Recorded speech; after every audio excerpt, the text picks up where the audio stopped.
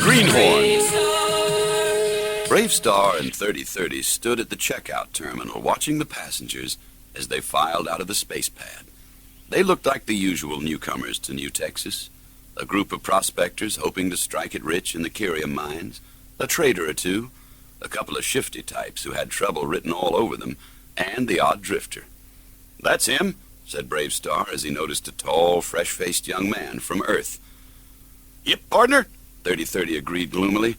"What's the point of sending a greenhorn rookie marshal out here?" "It's only for a few days," grinned Bravestarr. "Give the boy a chance." "Your first chance is your last chance when some ray-gun-toting ugly fires first and asks questions later," 3030 grumbled. The young man walked over and stood to attention, saluting the marshal. "Trainee Marshal 5689 reporting from the Galactic Marshal Academy for 1 week of active duty to preserve law and order on New Texas, sir." "Skip the formalities, son," smiled Bravestarr. "Give me your luggage." The young man looked shocked and pointed to 3030. "With respect, sir, shouldn't the equestroid be made to carry the luggage?"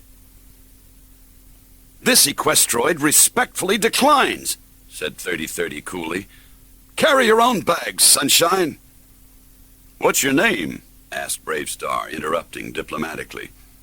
"Wally K. Parrott," came the reply. "Parrott?" asked 3030 gleefully. "Parrott," repeated the newcomer. "You sure sound like one," wheezed 3030.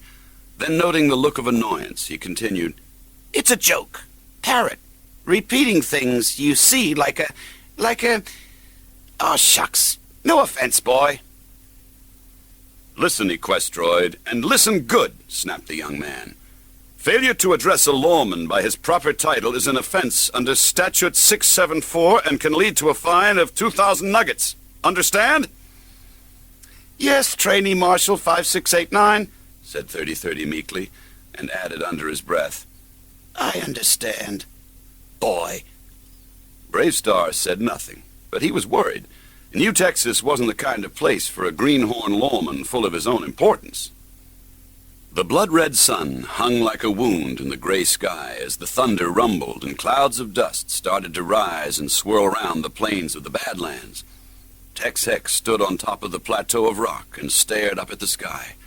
Even the most evil man on New Texas felt himself dwarfed and almost fearful as the rocks echoed the booming noise and the swirling clouds formed into a gigantic, solid shape. The sun was obscured from sight, and the land was bathed in an eerie shadow. For a few moments, the evil spirit of Stampede, the mighty bronchosaur, hung in the sky. Tex Hex threw back his head and cackled in delight as the strange shape gradually faded back into nothingness. The mystical, menacing appearance of Stampede was a sign to Tex, telling him of new ways to create chaos. He now knew his plans. He knew the place where he would defeat Bravestarr once and for all. In the main street of Fort Kerium, the argument was getting very heated. 3 tough-looking characters, bear-like in size and appearance, towered above a nervous, 6-armed prospector from the Orphan Galaxy. A wagon of Kerium was nearby. "Kerium, our that's," growled one of the bear men. "What's he saying, sir?" The trainee marshal fired the question at Bravestarr as they crossed the street. "They're the backtalk boys from Beetlejuice," said Bravestarr, watching the quarrel from the corner of his eye. "Always speak backwards when they use our language." "Those guys are liable to get into a fight," said the young man. "Yep," agreed Bravestarr. "We could take 'em in and slap a 735 order on them," protested the trainee. "Aren't you going to do anything?" "Nope," replied Bravestarr, heading towards Handlebar's Cantina. "Us to back it give," demanded one of the backtalk boys. He pointed a huge finger at the small prospector. "Angry getting I'm." "Now, let's not be hasty, fellas," begged the prospector. "Fight gonna you," snarled a backtalk boy. "Hold it right there," commanded Trainee Marshal Parrott as he calmly walked towards the argument. "There'll be no fighting while I'm around." "Sonny, off clear," boomed the largest backtalk boy. He reached forward and grabbed the youngster and lifted him up in the air. Suddenly, Bravestarr was among them, calling, "Strength of the bear!" Bravestarr sprang into action, overpowering the six-armed prospector. He took from him a tiny pistol, which had been pointing at Trainee Marshal Parrott. "Okay, backtalk boys," grinned Bravestarr. "Take your Kerium. I'm taking this skunk in for stealing."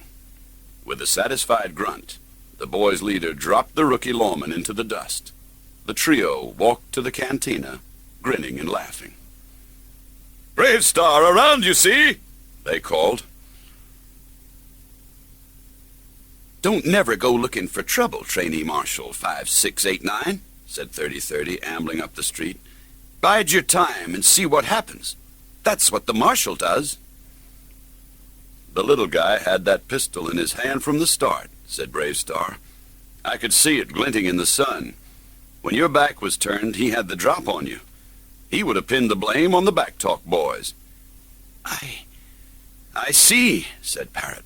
He picked himself up and dusted himself down. "But those crazy bears still assaulted an officer. They should be charged for that."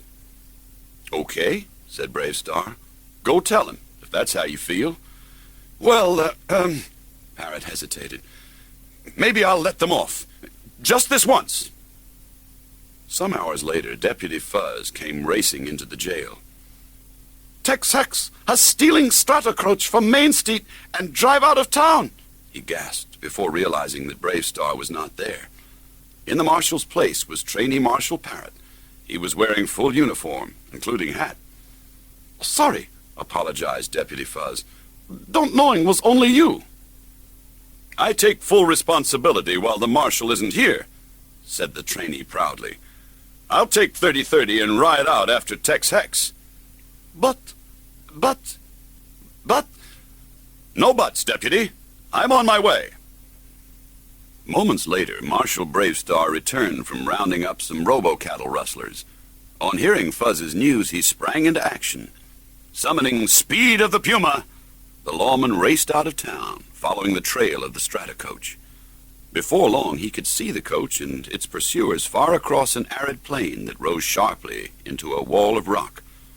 Tex Hex knew every inch of the area that bordered on the Badlands. He could have taken a much shorter, quicker way. Why had he decided to cut round the plain that doubled back to the rocks? It was as if Tex Hex wanted to be followed. Bravestarr summoned the Eyes of the Hawk. As the spectral shape of the bird rose behind him, Bravestarr turned his attention on the outcrop of rock. There was a narrow pass going through it. Perched high on the sides of the rock face were a whole army of Tex Hex's villainous associates. Hex had planned an ambush, and the trainee marshal and 3030 were heading towards it. The New Texas lawman looked towards the solid rock face that flanked the pass. There may be just enough time using the Puma's speed. 3030 had been grumbling all the way. When the first hail of rays exploded round his hooves, the equestroid decided that he really did have something to complain about. At lightning speed, 3030 transformed to humanoid stance, and his lever-action freeze rifle was blasting round him. As luck had it, there was a large boulder nearby, and the equestroid and the trainee marshal were able to throw themselves behind it to find cover. "Can't hold out here forever," observed 3030. "We've walked straight into an ambush. Tex Hex and his cronies have got us where they want us." "Suppose I give myself up," suggested the young lawman. "Maybe Tex Hex would let you go. It's my fault this happened." "No way, Trainee Marshal 5689, grinned 3030. "You and me'll see this out together."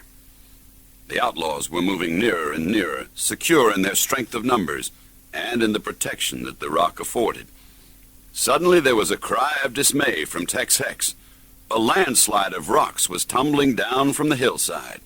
Confusion and chaos set in amongst the crowd of cowards. The tunnels made by the prairie people were welcome retreats for many of them. "That evens things out, Tex Hex," came a commanding voice from the summit of the rock face. "Bravestarr," cried Tex Hex, beside himself with fury. "But I thought—" The outlaw looked in amazement at the figure in the marshal's outfit at the foot of the valley, and the figure of Bravestarr moving down the cliff towards him. He didn't stay to work things out, but decided that retreating into one of the tunnels was the safest course of action. Yee-hee! Cried 3030 as the last of the outlaws scurried from the scene. Nice work, Marshal! Using the strength of the bear, Bravestarr had moved the boulders and started the landslide. "Guess I owe you all an apology," admitted the trainee marshal. "Thought being out in the real world was just like being at the training academy." "Don't worry about it, son," smiled Bravestarr. "We've all got to learn sometime, and the lawman's got a mighty lot to learn. But there is one job I'd like you to handle on your own. A tough task, but—" "I can do it, sir. I know I can," interrupted the youngster. "Well then, get across to the Dry Falls Kerium mine.